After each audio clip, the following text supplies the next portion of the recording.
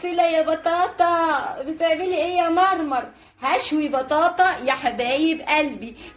شايفين البطاطا القمر دي؟ شايفين نظافتها؟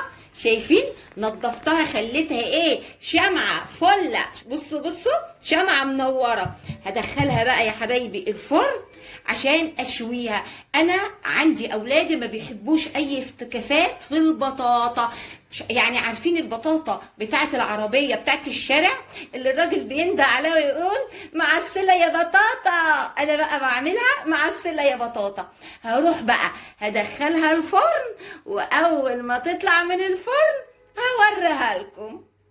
تعالوا بقى يا حبايبي اوريكم البطاطا بعد ما طلعتها من الفرن. شايفين جمالها؟ شايفين حلاوتها؟ تعالوا بقى نفتح كده واحده مع بعضينا. بس عايزه اوريكم، شايفين العسل اللي نازل منها؟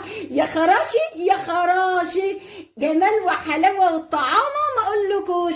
هي دي بقى البطاطا اللي بنحب ايه نجيبها كده من عربيه البطاطا، والراجل بينده يقول ايه؟ مع السلة يا بطاطا. بصوا يعني انا عندي اولادي ما بيحبوش اي افتكاسات في البطاطا. شايفين الجمال؟ شايفين الحلاوه؟